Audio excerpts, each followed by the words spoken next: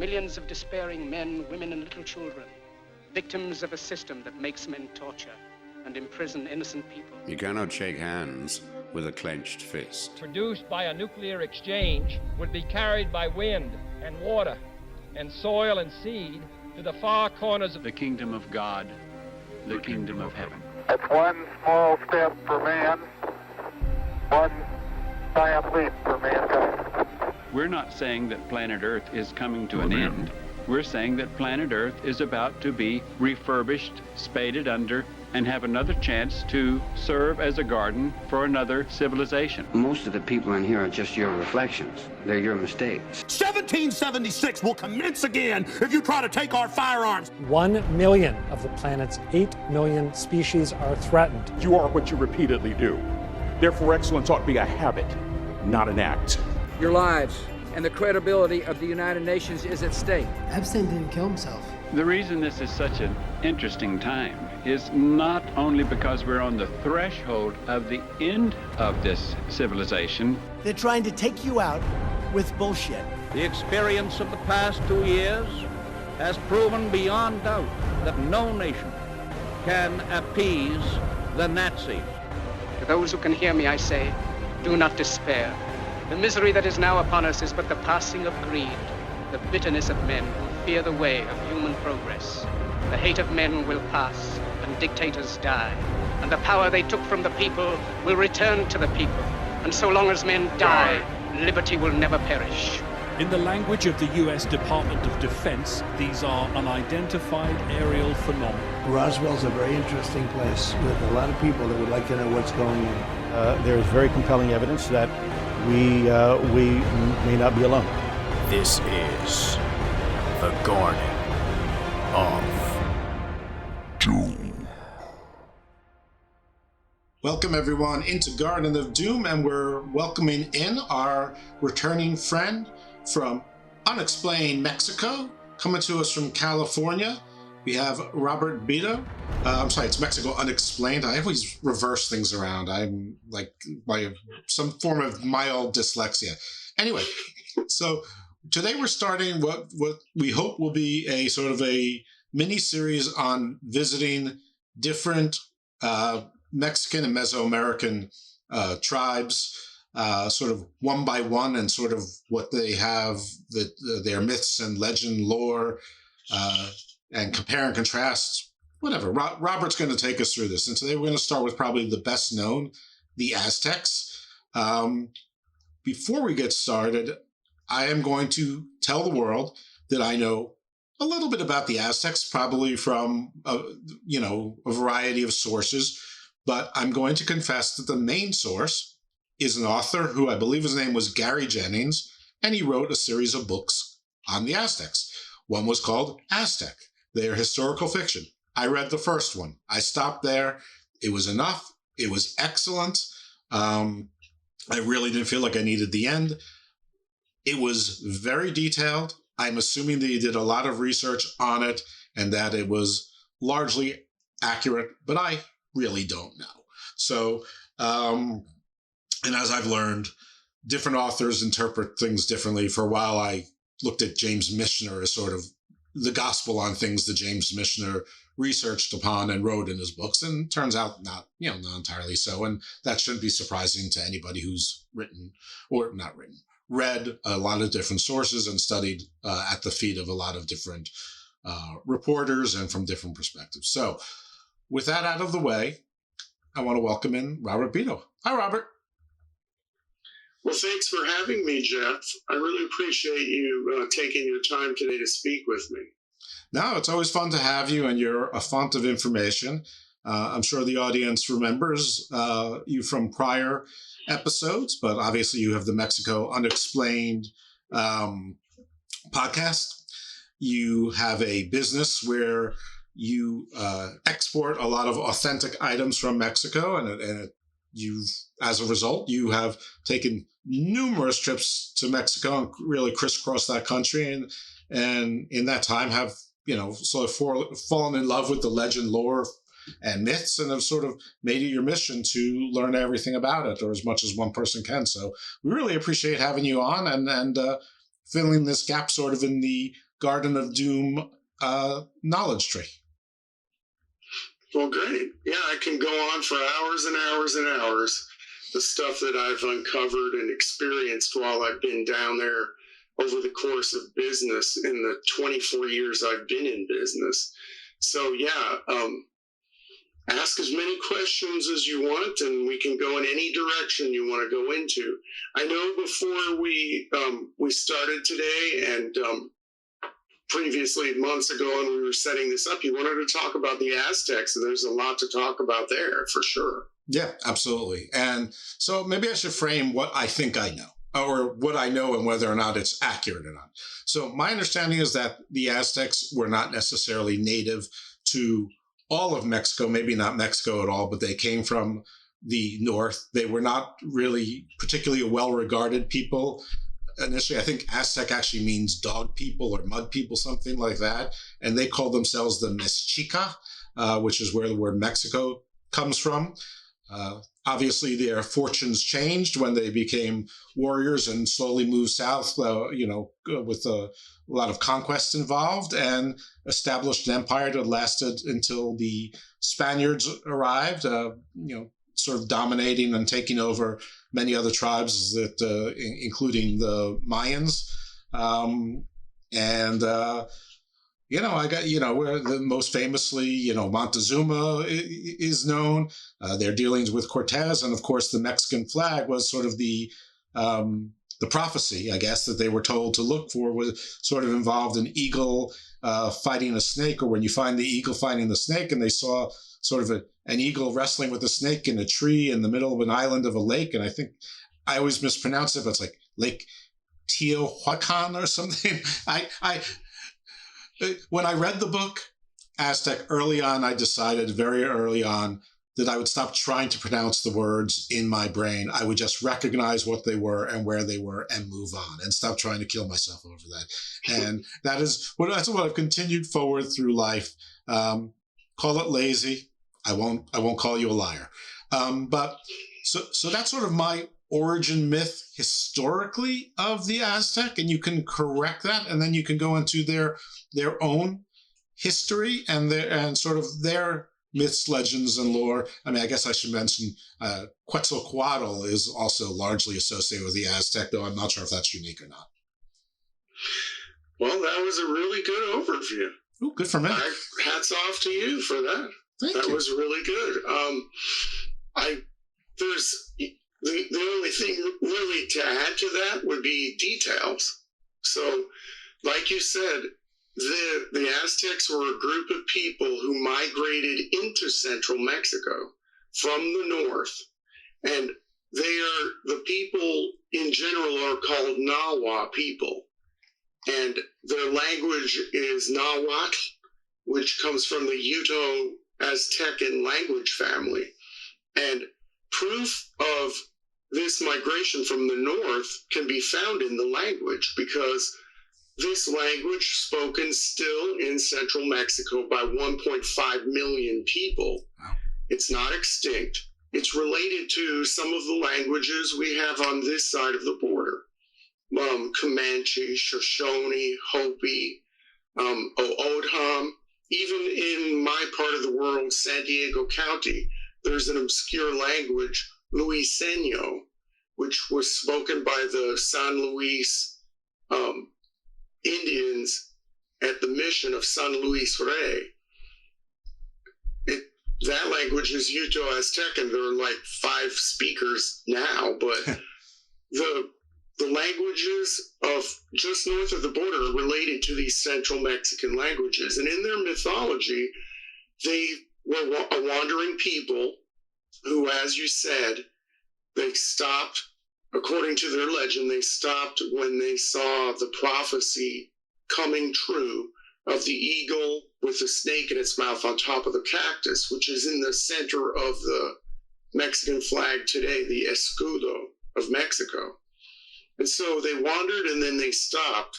And what a lot of people don't realize, especially younger Mexican Americans today, and this might be a point of controversy, controversy. There's all of this anti-European sentiment about colonization and all of this stuff. I hate to break it to you people, though, out there listening, the Aztecs were colonizers. When they came into central Mexico, there were people there. And so they established themselves and began to expand outside this island. And the island was in the middle of Lake Texcoco. And they consolidated their power and started allying themselves with other people in the area. And in the year 1427, they had a very accurate calendar, so we know what these years, these dates are. In 1427, there was an emperor, Iztaccíhuatl, who united three of the cities, Tlacopan, which was on the western side of Lake Texcoco, and then the kingdom of Texcoco, which was on the eastern side. They united with Tenochtitlan, which was the city in the center of the lake on the island. And Tenochtitlan was the dominant one of those three polities. And so they joined forces and then started to conquer the world. And that was 1427. So it was less than 100 years later. It was 1519 when Cortez came and conquered the Aztecs. And it wasn't just the Spanish. They had tens of thousands of allies of these people who were colonized in central Mexico and other parts of Mexico who were sick of living under the Aztecs with their tribute system and everything, all their demands that they had on them. And so with all of these allies, they first went into the city as honored guests of Emperor Montezuma. Montezuma was curious. He knew they were coming because they had crossed into Aztec territory near the Gulf of Mexico. Word went back to the capital. He sent envoys there. And then Cortez was welcomed into the capital as an honored guest. And they were there for a few months and got to observe a living, breathing civilization. And so a lot of what we know about the Aztecs, their life and times, comes from this brief period of the Spanish observing these conquistadors, these other people, the clergy that went with them. They were very observant and documented a lot of stuff. And then plus the Aztecs had their own documentation. They were one of the few civilizations in ancient Mexico that had a writing system. Right. So what we know about them today comes from eyewitness accounts and also from their own accounts. And most of what we see in the Aztec written record is are things to do with taxes and tribute and things like that. It shows you the importance that they put on this empire that they had and controlling and dominating. So then we all know what happened.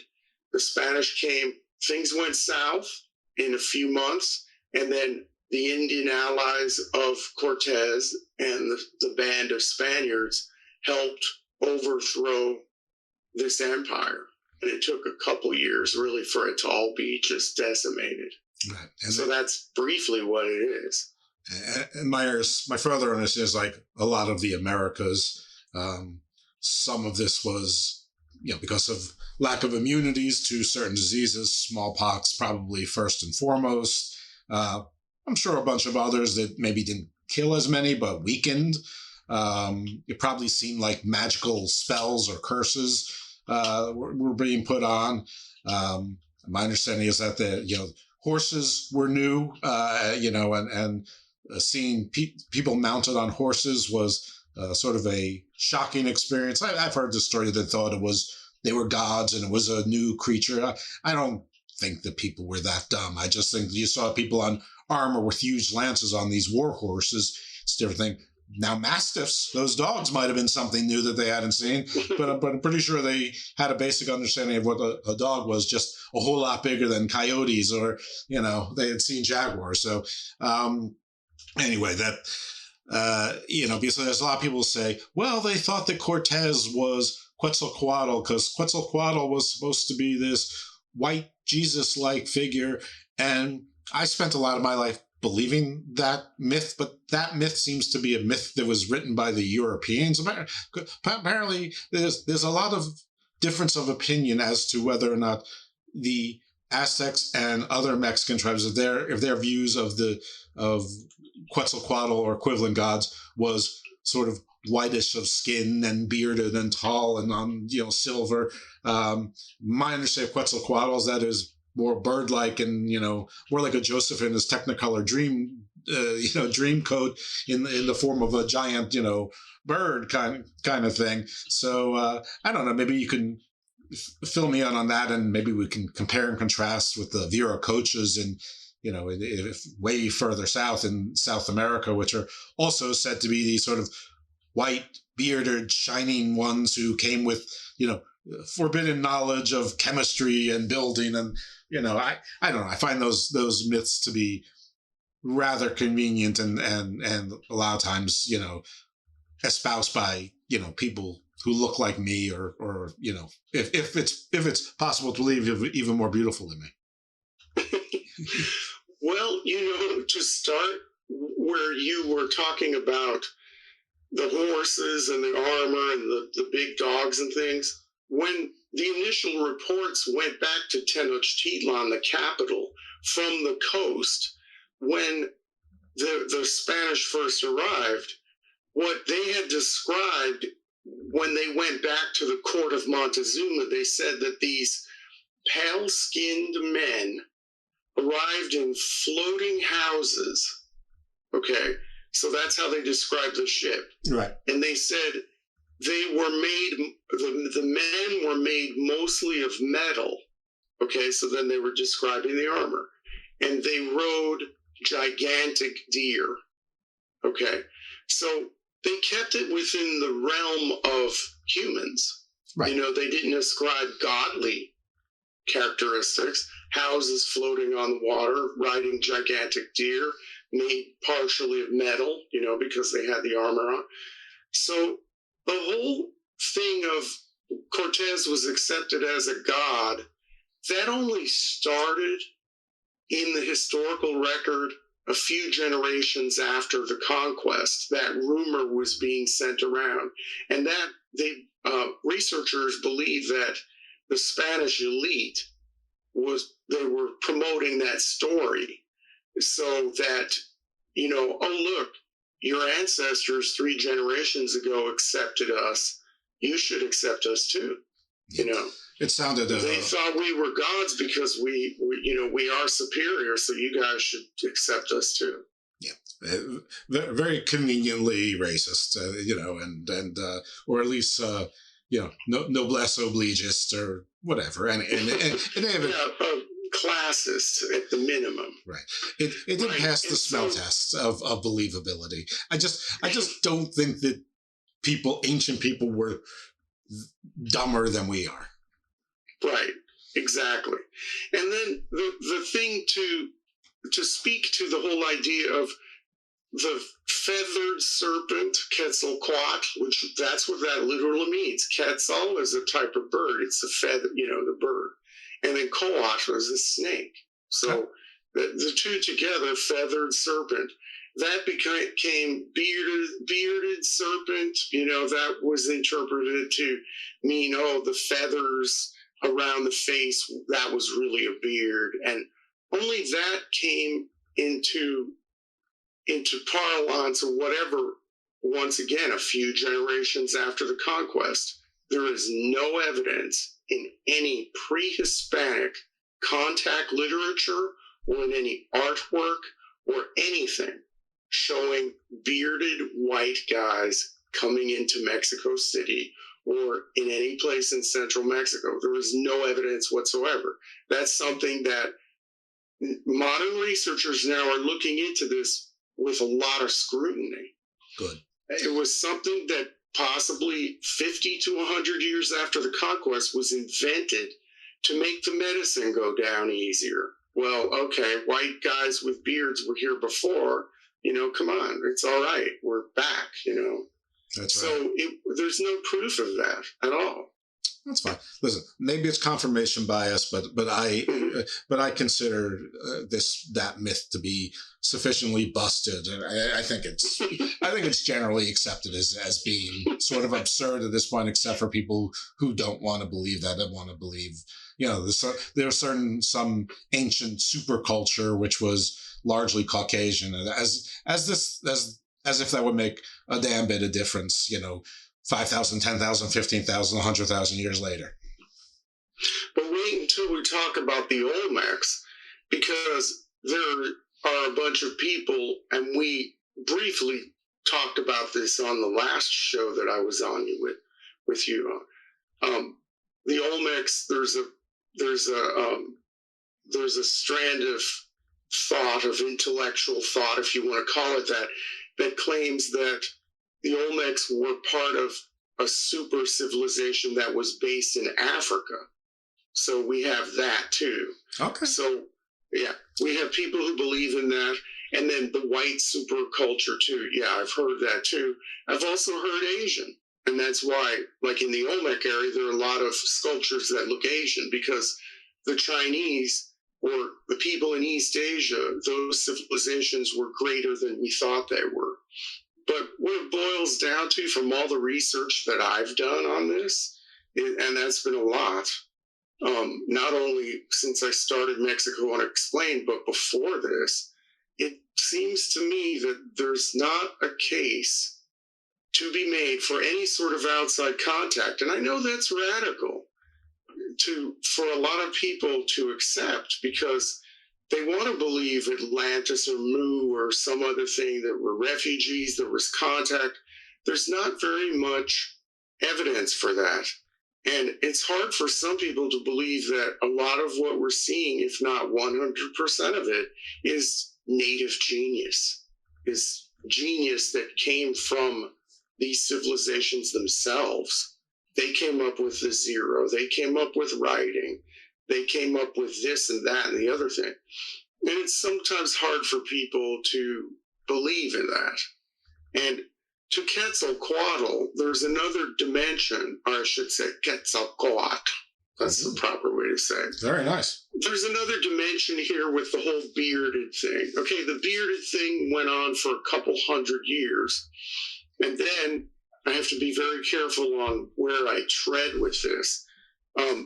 There's a church in the United States that's based in the U.S. that believes unofficially that Quetzalcoatl was Jesus Christ appearing in the New World. And they cite all this stuff, well, he was the bearded guy and all of this, and he came from the East. And a lot of that belief is based on stuff that we do not find in the original culture of the Aztecs. So people are going in a lot of different directions with this. But like I said, in the past 10 or 15 years, just recently, within the 21st century, there have been teams of researchers who are like, whoa, okay, wait a minute, let's strip all this stuff off. Let's get back to the basics. Let's go to the original source material. What do we find? What do we see on the monuments, in their artwork, in sculpture, in their own writing, in their own words? What's really there? What did the Spanish see when they encountered this living, breathing civilization? So a lot of people are tearing away all of this muck and all of this added stuff and going back to the original source material. And I think that's just great.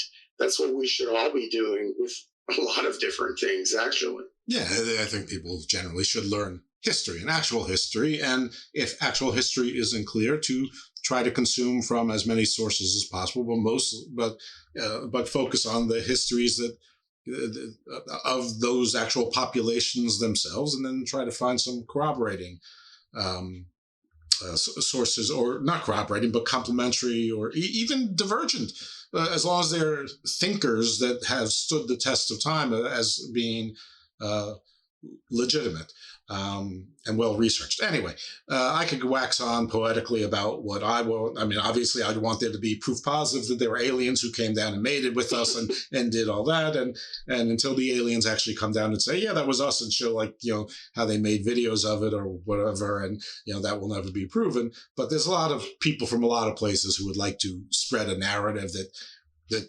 their people were the originals of this, that, and the other thing, and a lot of times your people are the originals, or my people are the originals of something or someplace, but not everything. There's a lot of people and a lot of history out there, and a lot of years without any recordation of history. So I don't know. Anyway, I'm going to move off that and let you tell us a little bit. So we got a pretty good idea of the historical background of the Aztecs and their fall. What about their, what's their creation story? What's their mythology like?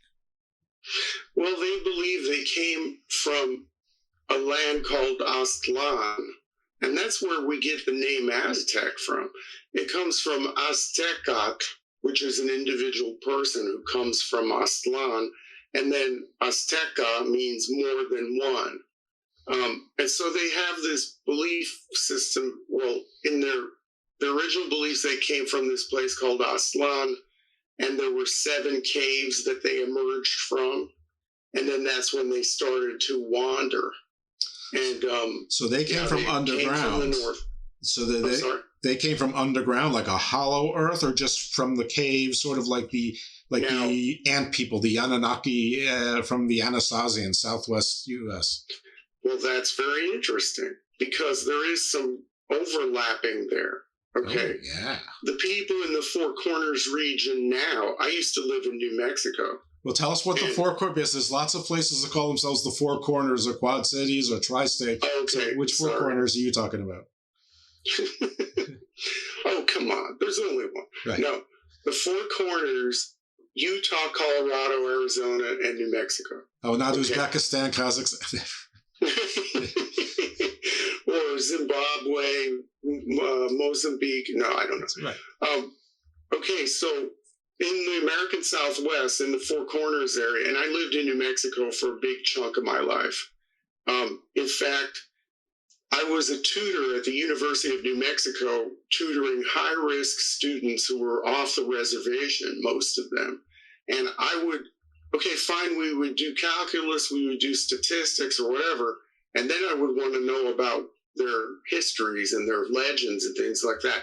And a lot of them would keep going, right? There was a time where the Navajo people were living underground, okay? And they're from the Four Corners area. It's the same sort of thing that we hear about the Aztecs, who came from, people think, the same part of the world. The northeastern part of New Mexico, or northwestern part of New Mexico, northeastern Arizona, where the Chaco culture was, the Anasazi people, like you mentioned. Okay, so there could be some, overlap there or whatever, but they do believe that they were underground for a time period. And whether that's the hollow earth or not, it's too bad I can't go back and ask those students of mine that. Right. But because all they would tell me is underground or in caves.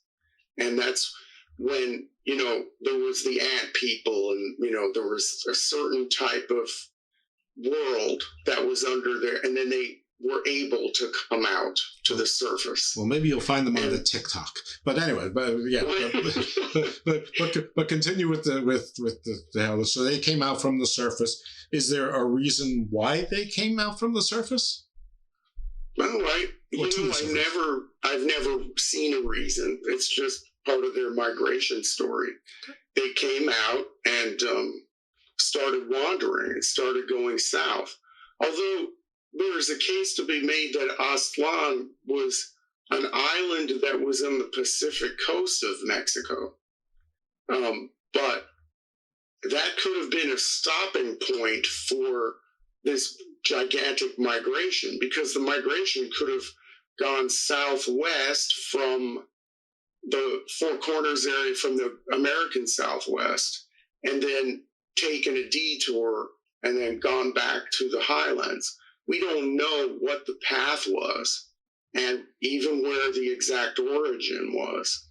But all we know is that they are related to, like I said, the Shoshone, the Comanche, the Hopi.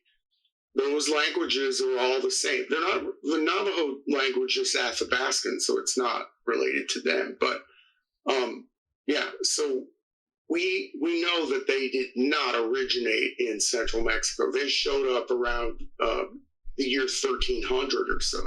Okay, so colonizers all along the way, they kept on going. So, which is, you know, listen. Oh, but don't say that. Don't say that to these people who want to romanticize their past. It's something that I see. This is kind of a tiny little editorial.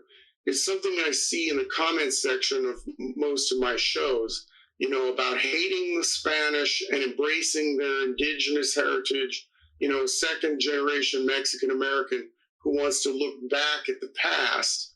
But if you're going to look back at the past, you can't really have, if you want to, you can be romantic about it. Sure, you can do whatever you want.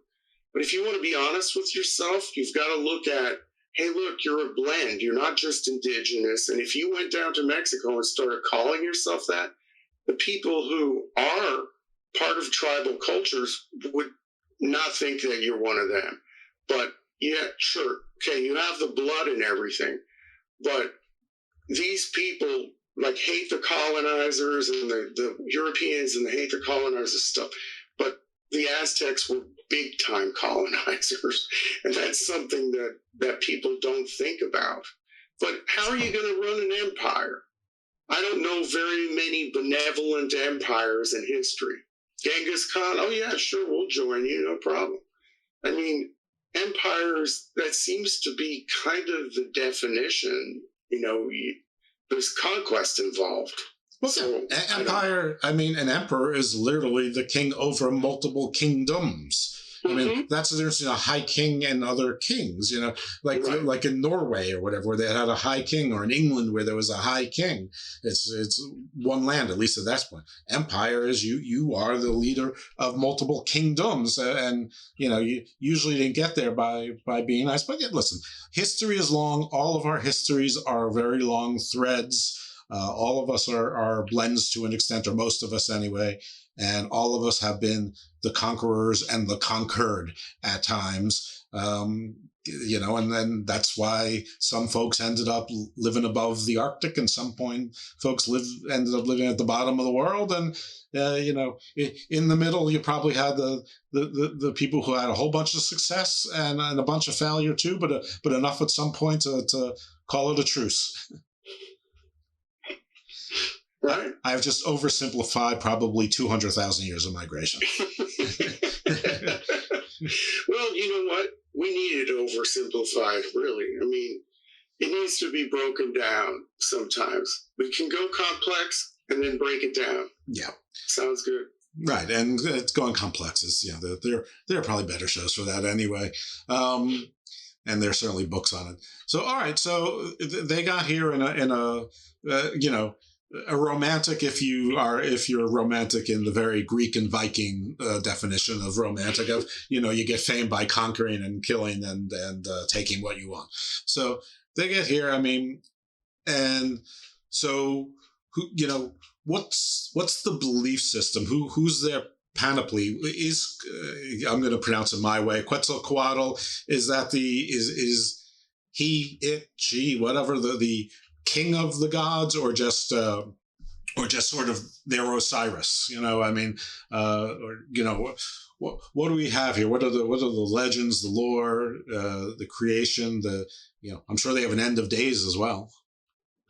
Well, they believe in cycles. So we are in the fifth sun right now, the quinto sol, you may hear that.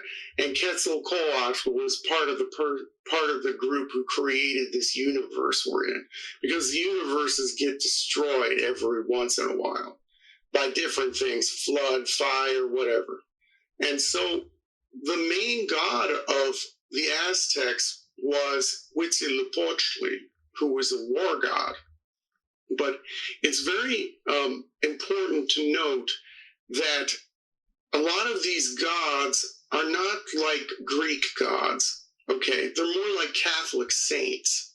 And what I mean by that is, okay, who is the Greek goddess of love, right? It was Aphrodite. Mm-hmm. There, boom. Okay, you can look that up. That's the definition, right? So the Aztec gods were spirits. They were feelings sometimes inside you. If you had a feeling, you could ascribe that to this personified essence, so to speak.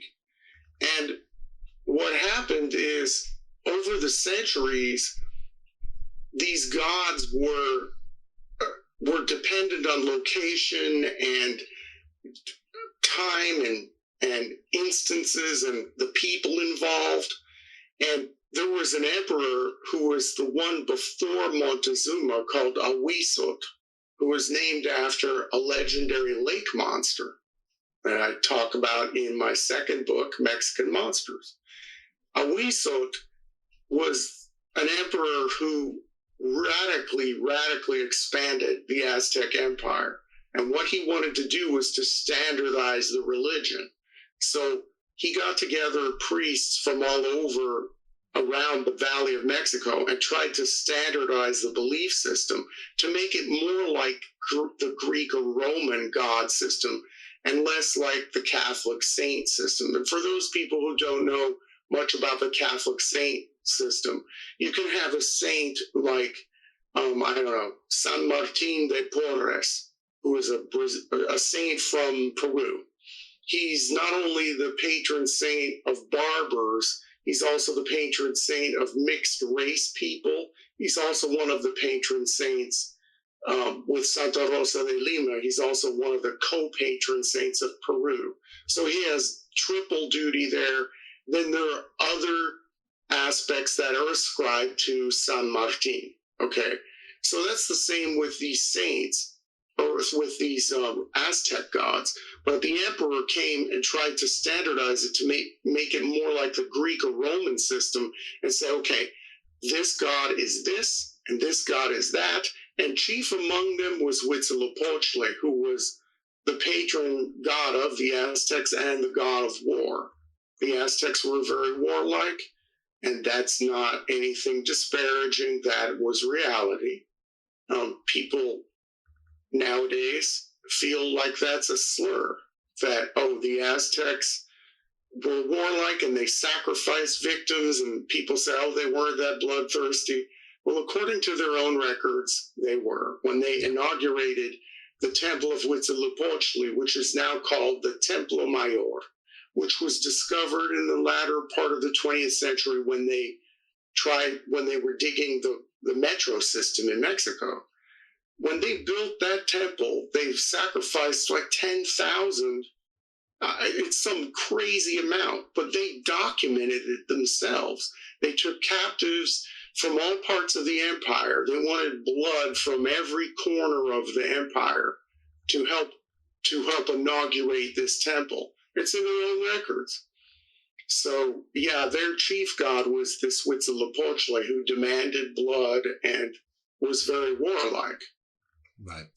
It's interesting because the fifth cycle and the cycles of man is something that recurs in lots of mythologies, and it seems very Eastern, and except for the fact that you and I both live in North America, I mean, nothing would be more East than North America if you were from the perspective of what we think of the East, China, Japan, the East Coast of Africa, India, whatever. We'd be very East, and that's where a lot of the First Nations folks came from. They came from either over Beringia, and then there's some belief that some took, boats along the glacier shelf. There's even some evidence that some took the southern route. Whatever, it's still, they're all Eastern, and you have these ages of man. But even as far west, I'll say west using just the cardinal directions, Greece has the 5 ages of man, and where in the 4th age of man was the age of heroes, like Homer. We're in the 5th age of man now, where where men are just but men. it's interesting at some point when you were talking about the saints, because the saints seem to always be sort of almost like a compromise with, sort of paganist, animist, sort of Eastern religions, but even like the Celtic, the sprites and the wood fairies and spirit, all of the religions had that, the pantheons had these, but the saints seem to be like almost like a Catholic way of enacting it or making it official. I've been watching a ton of horror movies because it's October when we're recording this, and so it's Halloween, and a lot of them blend into one another. But there was one where part of the backdrop to it, or the story, was that some of the angels were mad because God took away their powers, but he so freely gave them to the saints, the human saints. Like he put the humans above his own divine beings. And that was, part of their gripe. I don't know where this fits in exactly to the Aztec story, but it just made me remember that. But I've got, too many things of fallen angels and demons and devils and monsters in my head from probably, an overdose of watching all of these crazy movies in a short period of time and doing the show. All right. So pick up where we left. We have a king of the Aztec gods, the war god, who honestly I don't think I've ever heard that name before. I mean, Quetzalcoatl is the one I've heard. I've also heard the Rock, which is also a giant bird, which I don't even think is Mesoamerican. I think the Rock is more like Middle Eastern. It was just in the movie was sort of transmorphed into Quetzalcoatl. Yeah, the Rock is, I think, Persian. Yeah, so it is Middle Eastern. And Quetzalcoatl is, in artistic representations, he's a lot like the Rock. He's a lot like that creature. But there was... Oh, wait, I know where I was going. I'm sorry because I lose my thoughts very quickly. Is that the description of Quetzalcoatl and the definition of where the root of the name comes from sounds a lot like your Eastern dragons, which are sort of, they fly, they're sort of good fortune type of serpents. But also if you go far enough, like I've spoken to enough scholars of Old Hebrew, and not necessarily just Jewish scholars, but scholars, period, including Jewish scholars, that seraph basically means like a flying lizard. Oh, wow. Yeah, like a flying reptile, almost like a flying snake, but could be a dragon. And it's very interesting to me that a lot of these concepts, like cycles of man, 5 worlds, flying lizard being, a good thing, not the evil dragon that's Satan or paganism that must be destroyed. And it's made its way all the way to the new world in there. So like, I love what this show, like where you see parallels. I also love the differences, but I find the parallels so much more interesting because because not to go back to this Atlantis thing, but I do think that there are some root peoples with some root stories that as people and languages drift, the stories drifted as well. And I'm not saying it's Atlantis or Mu or anything like that. It's probably more likely, tents or gurs or campfires, in South Africa or, in modern day Ukraine or Sakharand or India or Mesopotamia, back there more than Atlantis or, Mu or whatever. But, for those people who want to believe it's maybe it is, maybe it's Aslan. I don't know. I mean, I wasn't there. There is another explanation. Okay. That I've seen in my comments section.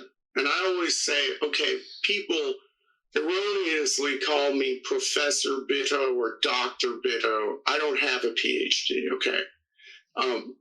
But they call me that in the comment section. A lot of that, the professor thing comes from, an honorary title in Latin America for a person who is learned, who you can learn from, right? Mm-hmm. So, they call me that or whatever, but I have the right to learn from my comment section, and that's what I love to read. I love to read the comments because I learn so much. And now this relates to what you were saying about similarities between cultures with this flying serpent. I have heard from multiple people in these comment sections that they have seen these creatures when they have been doing, let's say, some controlled substances that are natural. Right. Okay. Natural plant-based controlled substances. So that's a whole other way that you can go with this. You know, it's beyond an archetype and it's beyond stories being passed down. If these substances are revealing a hidden world, then it's the same sort of world for everyone. And ancient Mexicans were very much into hallucinogenic and mind-altering drugs, and also different ways to get to that state, from like intense meditation, different techniques to get to this realm. So if this realm exists, I've never been in it, to my knowledge. Right. If this realm exists, then maybe there are these creatures there, or people are seeing the same things. So I don't know. Yeah. Another possible explanation. I like it. I like that that sort of behind the veil. It's right there. You just need the right keys to get there. Perfect. All right. So War God and is sort of the chief amongst but the gods are more like saints and sort of represent, they're sort of like more like embodiments of feelings, and everything has a spirit or a life to it. Yeah, and it's, like I said, situational. It depends on the people. It depends on the place a lot of times. But back to that pyramid, which is now called El Templo Mayor, which is in the center of Mexico City. That pyramid, it was a twin pyramid. Huitzilopochtli, the war god, was one half, and then the other half of the pyramid was Tlaloc. Tlaloc is the rain god. And an interesting thing about Tlaloc is, while the Aztecs brought Huitzilopochtli with them on their journey from the north, Tlaloc was a god that was already there in central Mexico. And it was one of the most powerful gods that was there. And it was throughout. You can see Tlaloc imagery going back to the Olmecs. It's one of the oldest representations of a god, and it has to do with water and rain. And the Aztecs adopted that because they saw the power in adopting that god and incorporated it into their pantheon. And one thing about that god is he demanded children's sacrifice. So, yeah, that was something that was really disturbing to the Spanish. But I see on your face there was some sort of realization there, or something that maybe you wanted to add to that. There were a few. I mean, this adopting of a powerful god into your own pantheon is nothing unique to the Aztecs. It's been done. It's probably been done only second to turning the gods of your foes into demons. But this was, I mean, Aphrodite was migrated into the Greek pantheon. Aphrodite is not a contemporary of the Olympians. Aphrodite was a contemporary of the Titans and the giants, who are some entirely different things altogether. And there's, even though, you know, Tur was the original sort of Russian Germanic king of the gods, Tur, the god of war. At some point, Tur, while remaining, sort of split into Thor and Odin, who sort of took over. And Tur's still there, but certainly not in the top. And you know, Thor is the strongest and the hero, the protector god, but also the god of thunder, which, you know, is water, and that's fertility. But Odin was sort of the god of wisdom and other things. And that's sort of, you know, and there's different takes on what that is, but that's really interesting. The other thing you probably saw on my face was the sacrifice of children. And, you know, what's to say about that? Yeah, well, different cultures, what can you say? Right. I listen. There's a saying, and I don't mean it to be trite, but the gods must be appeased. I don't know what else. I have nothing more insightful to say. We here at Garden of Doom, despite being called Garden of Doom, we are not for human sacrifice, and we are not for children sacrifice. And, like I said before, there are people in the modern day who refuse to believe that this sort of thing happened. And they're really doing that because they have a romantic image of what it must have been like living in, the Aztec world. And some of that romanticism is based on what the Spaniards saw when they crossed the causeway, because there were 3 causeways leading to the island to cross the lake. When they crossed that causeway, they saw a magnificent city. And some of the conquistadors had been to Rome, had been to Constantinople, some of the other bigger cities in the east, Damascus, or Seville, even in Spain, one of the biggest cities in Europe at the time. They had never seen something so magnificent, and how clean it was. They had a sanitation system. They even had public outhouses, and they dealt with the sewage really well. Hundreds of thousands of people living on an island. They had fresh water coming in from aqueducts, coming from miles away. They were just amazed at these hanging gardens, all the flowers, and how everything was ordered at the market at Tlatelolco. Okay, that's a mouthful. Tlatelolco, the market there, was so well organized. They were just absolutely amazed that everything was so well ordered, so clean. And that, I think, is the foundation for a lot of this these romantic views of the Aztec civilization, because the capital city, where everything flowed to, they say in anthropology it was a dendritic system, dendros meaning arm, dendritic system where everything flowed into the capital. The capital was magnificent. The hinterlands, not so much. But the capital city itself was super clean and everything. And it was the most impressive thing. In fact, Cortez felt a little bit nervous writing to the king of Spain and saying, look, this guy here, this emperor, he has more than you have. This is much better than anything I've seen in Spain. Yeah. But so there was a dimension of that was a beautiful, wonderful, magnificent city. But, with that comes everything else. Sure. And, listen, everything is more than one thing. The Spaniards were, horrendous in lots of ways, just like everyone else was horrendous in lots of ways. The smallpox was, probably accidental, but they probably welcomed it in helping their conquest.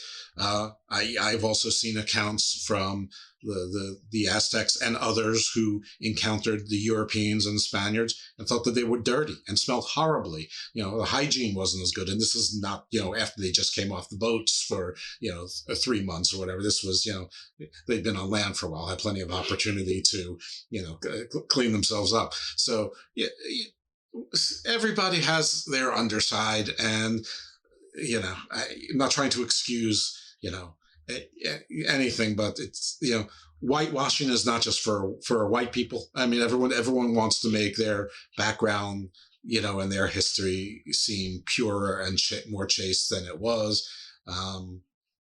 Except the Vikings. The Vikings seem pretty happy to talk about what they were. But, I guess it's because they're also happy now. That, they're happy in their nice little winter wonderlands with socialized healthcare and I don't know, all intermarried with elves and things. Well, you know what, people... There's a case to be made for delusion. If your life is so terrible, well, I don't know. I can see both things. People who are espousing all of this romantic imagery and this whole take about how wonderful it was, it speaks to their current situation. Now, you could say, well, whatever it takes to make you feel good right now, but the counter to that is if you feel like you come from this romantic past that was much better than now, and that helps you get through the day, then you're not taking action to actually improve what your current lot is. So I can see both ways, but I just try to be accurate. And, that's what I try to do on my shows. And people think I have these agendas and things like that. And I'm like, what? Where'd that come from? Yeah. Like somebody in a comment today even said to me this morning, said, I'm going to start a channel that is going to espouse Mexican nationalism, not the American style melting pot multiculturalism that you espouse, Robert. And I'm like, but you espouse for Mexico, Robert. It's like, what? Where did that come from? I don't know. Right, I mean, cat's already out of the bag. It's already multicultural. But anyway, these are the kinds of cycles that one can never escape from, and you can never convince anyone. And you can't convince anyone of layers of nuance. So with that, let's change the subject back to the original subject and get back to our panoply. And I think we were talking about a sea monster. Right. Well, it's Ahuizot, Emperor Ahuizot. Yes. He took his name from the monster that lived in Lake Texcoco. Now, Lake Texcoco, like we talked about before, was the main lake in the Valley of Mexico where the city of Tenochtitlan was located, on the island in the middle of the lake. So, according to legend, there was a hairy, like 6 or 7 foot long monster that lived in that lake called the Ahuizot. And it had a long prehensile tail. And some of the depictions have a hand or a claw at the end of the tail. Okay? Yeah. And every emperor has a cipher, kind of like, I don't know, like in England now, G3R would be George III, right? Or King, no, C3R. I'm sorry, it's not King George, Charles. So each emperor had a cipher, just like modern day monarchs in Europe. And his cipher was this creature. You would always see an illustration of this creature to represent this emperor. And that was a nice political move because people feared this creature in the lake. Mm-hmm. And some people think that this is a real cryptid, that this is a prehistoric water possum, and that the hand or the claw at the end of the tail, that was invented or embellished. But possums have that prehensile tail that can grab onto branches and stuff like that. So they believe, some serious researchers, cryptozoologists, believe that this was an actual creature, prehistoric, gigantic water possum that would capsize boats with its tail. And according to the legend, then the Ahuizot would take the prey, the humans on the boat, and take it down to his underwater cave. Okay. And there were some early Spanish accounts while there was still a lake, because Lake Texcoco is like 90% dried up now. There's some fragments of it in the southern part of the valley, but it was mostly drained in colonial times, early colonial times, because the city of Mexico started to grow from that original Aztec capital. It started to grow, and then the Spanish needed more land. So instead of building chinampas like the Aztecs did, which they called them floating gardens, but they weren't really floating. They were anchored to the bottom of the lake. Instead of doing, the Aztecs did basically what the Dutch did, and they had a dike and they were making more land. But the Spanish, what they did is they said, forget this system, let's just drain the lake, which wasn't very smart because the place gets flooded even now, because all of the water that was running into the lake now runs into the Mexico City drainage system. So in the early days, before the lake was drained, there were Spanish accounts of this creature. So, and in other lakes too, not just this lake. Ooh. And I like believe creatures. in a few rivers, but now with the loss of habitat, most of the habitat's gone. People who are researching this seriously believe that the creature that was once a real creature now is extinct. Okay. So, yeah.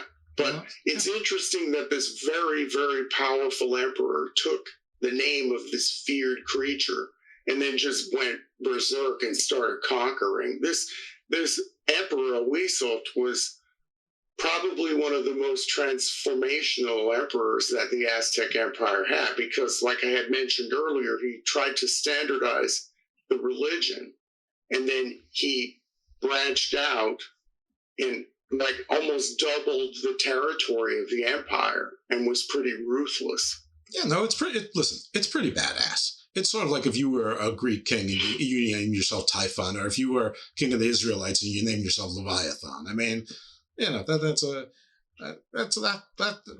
a boss move. Yeah. I mean, sorry, it's okay. To hear what you said. No, go ahead. Also, scientifically, I mean, geologically, whatever term we want to use. I mean, the equator, the equatorial region, and you know, several degrees to the north and south, never got the ice age. You know, were never covered in glaciers. And of course, the closer you get to those regions, the longer it took for the glaciers to get there, and the quicker they receded from that area. So the point being is that the megafauna probably lasted and lived the longest in those areas, which means the closest to modern humans.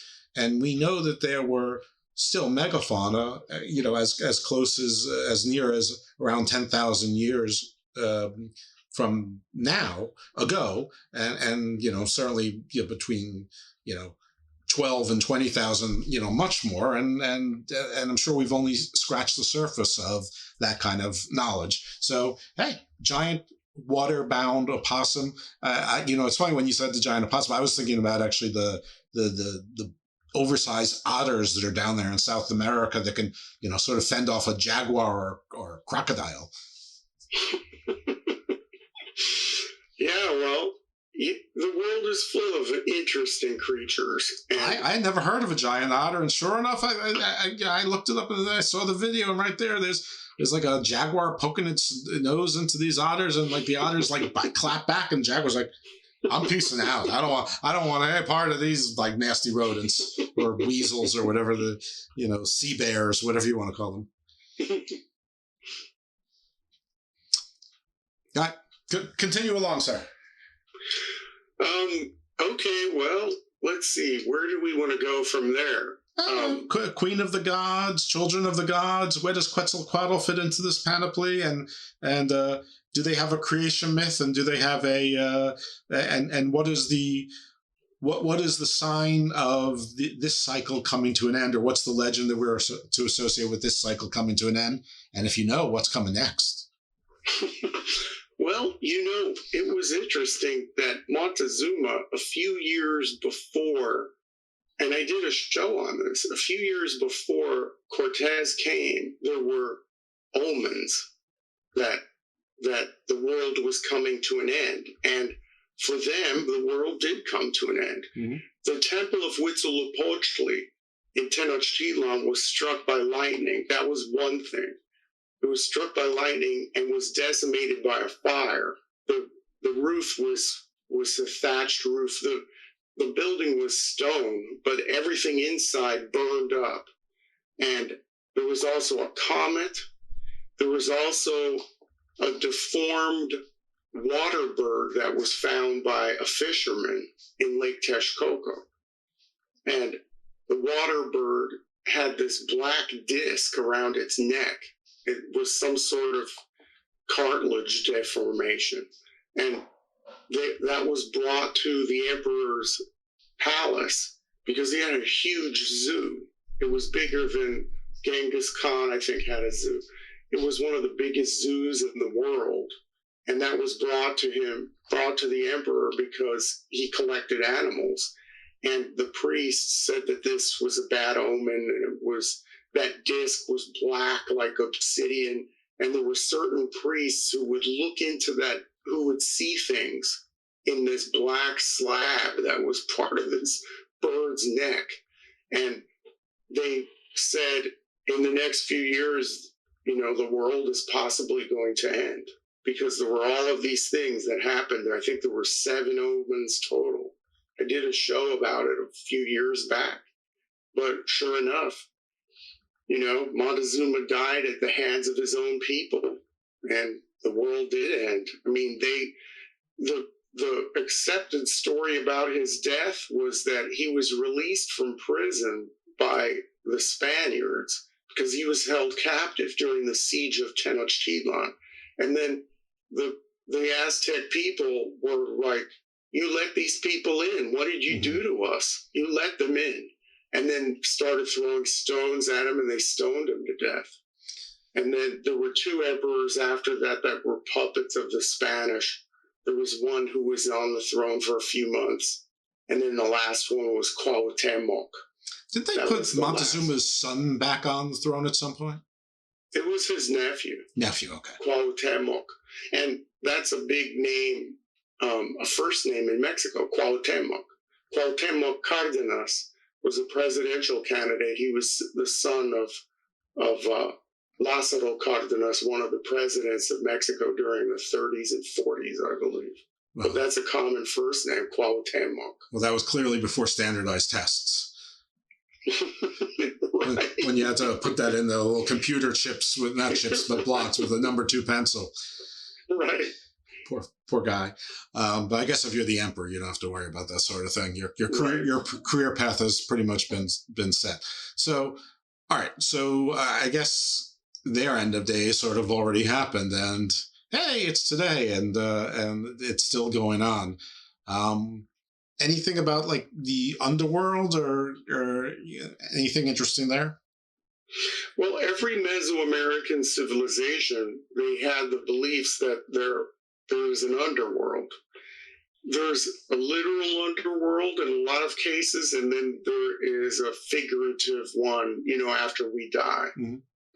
I mean the figurative one after we die, because obviously they have the underworld. That was their origin, was living in the caves. Right. But that does beg a question at the end. Do they go back to the caves, or do they just get annihilated?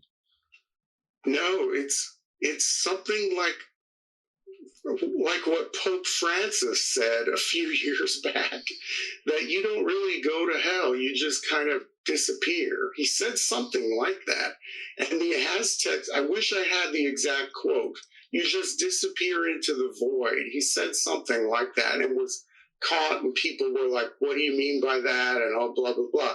But the Aztecs, what they believe is that you go into this underworld and you're guided by a dog, a little like Chihuahua type dog, a Xoloitzcuintle.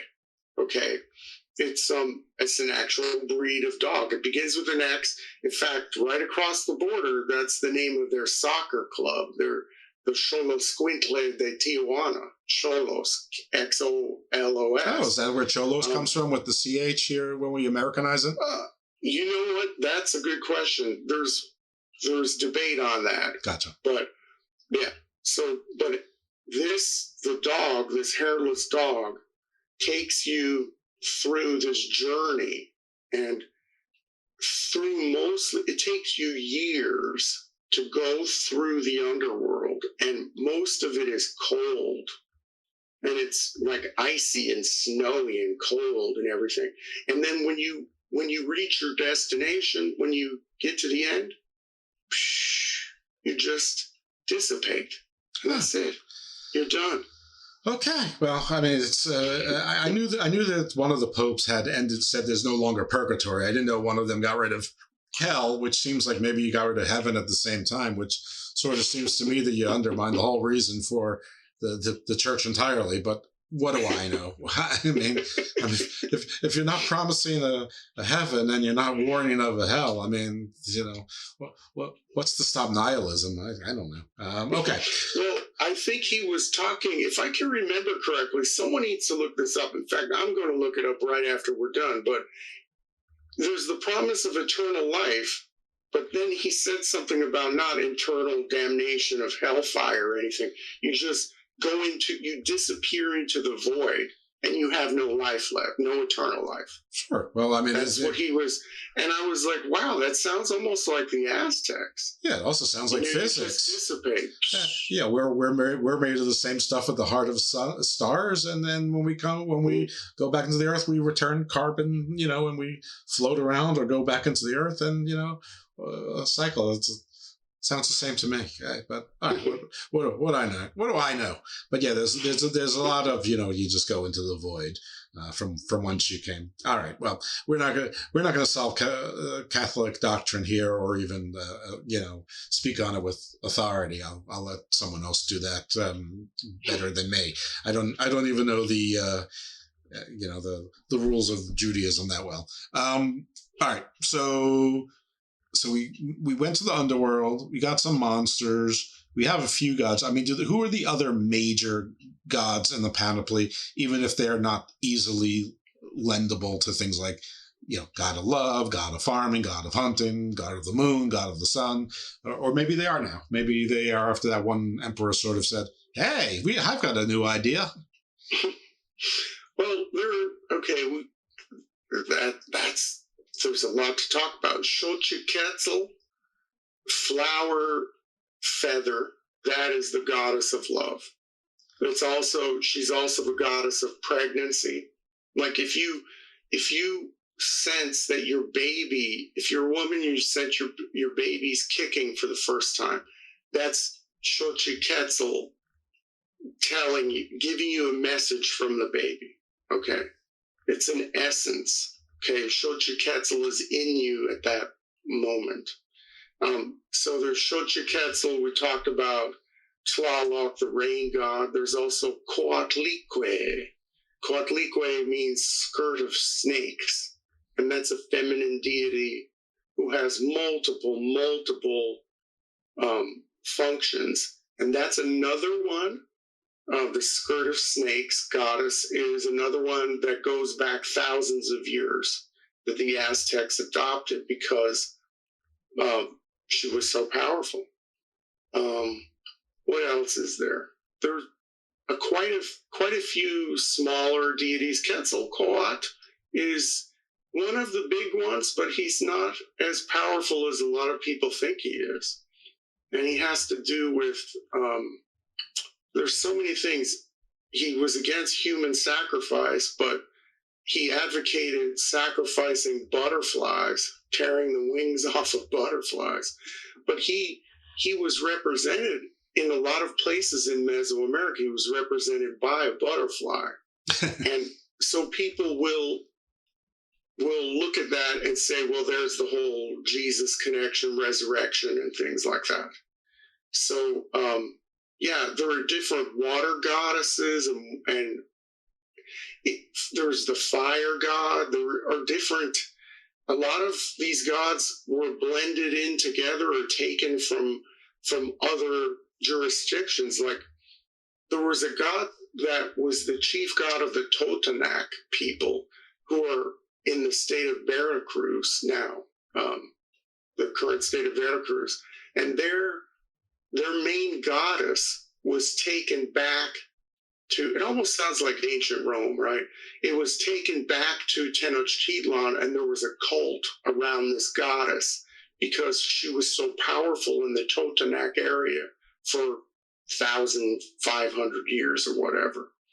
So there's a lot to explore. And like I said, some of this stuff is very undefined and very situational. Yeah, well, you've got cults of Mary, both of them. You got cults of Eve, you got cults of Gaia, you've got cults of Lilith. There's cults of Aaron. There's a cult of James. There's or all sorts of cults out there.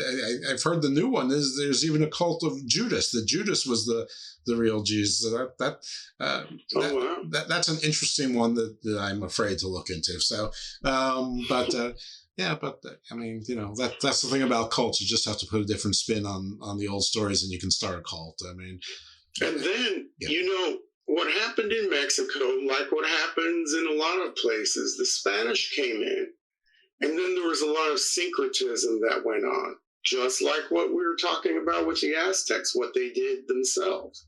So if there was a sacred place that the Aztecs had, a sacred cave, a sacred mountain, then all of a sudden a saint or a Virgin Mary or whatever would miraculously appear there.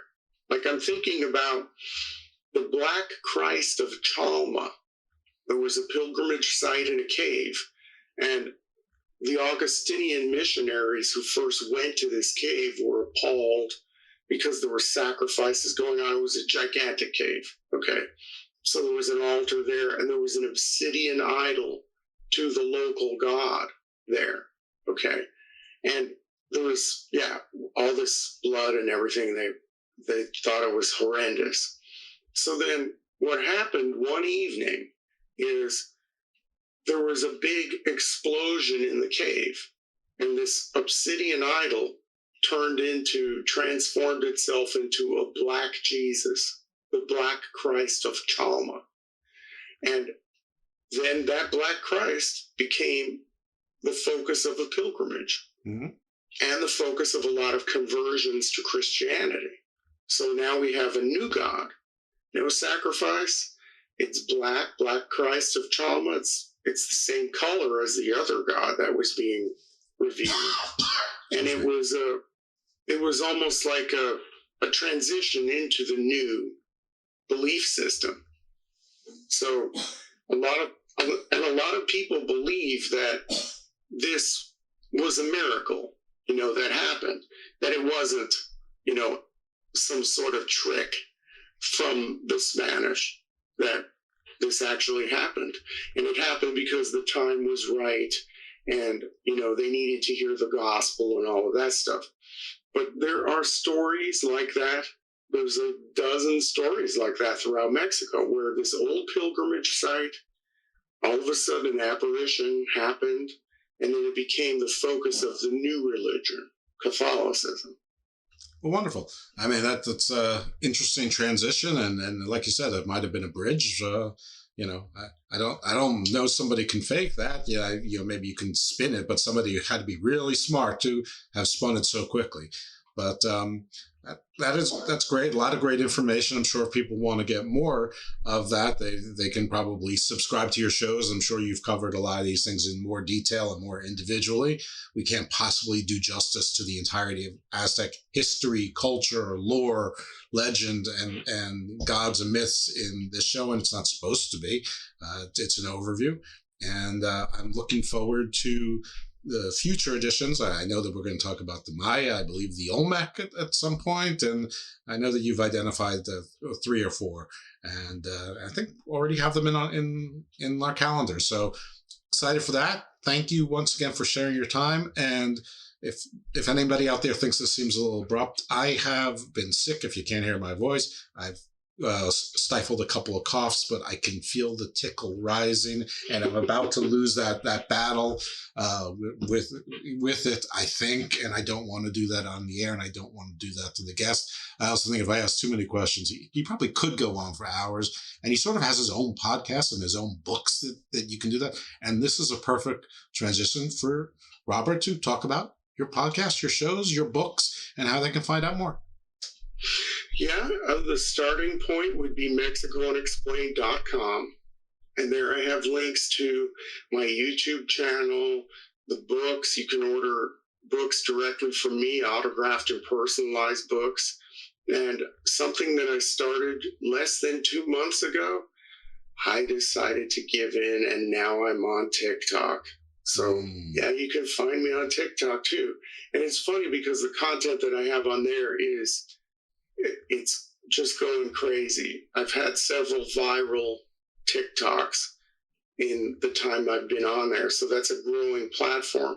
But basically, I'm on every platform, Twitter /X, Instagram, whatever. You can, Facebook, you can find me anywhere. But the place to go to first would probably be MexicoUnexplained.com. Are you doing the latest viral dances on TikTok while you're... No, I'm using AI to chop up my old shows. And so I'm submitting my old shows to this AI program. It's doing a beautiful job of knowing what will go viral and how to chop it up. I would have been totally clueless without this package that I'm using. So the technology there is wonderful. And like I said, I've had some pretty big viral videos on that platform. So people like those 30-second, 45-second clips. I don't get it, but I'm not from that generation, so whatever. Well, you're probably not going to get that from me. One, I'm too lazy to learn about the technology. Two, I don't want to be on the TikTok. No offense to my Chinese listeners out there, but I don't use Chinese spyware. I use good old American spyware. All right. Before I lose it completely on here, I want to thank our guest for being on again. Look forward to future learnings with him. Thank you so much for your information on the Aztecs, or that was it Mexica? Mexica. Okay, good.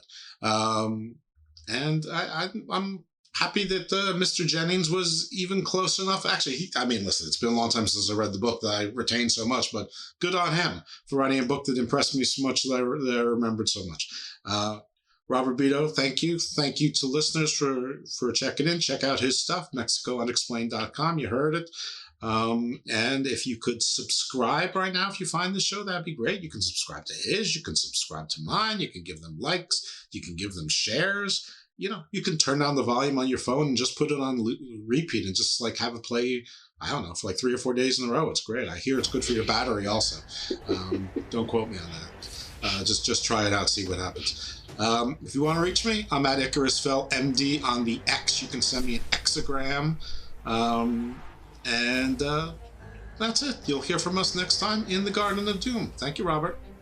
Thank you very much. It was fun once again. I look forward to the next time.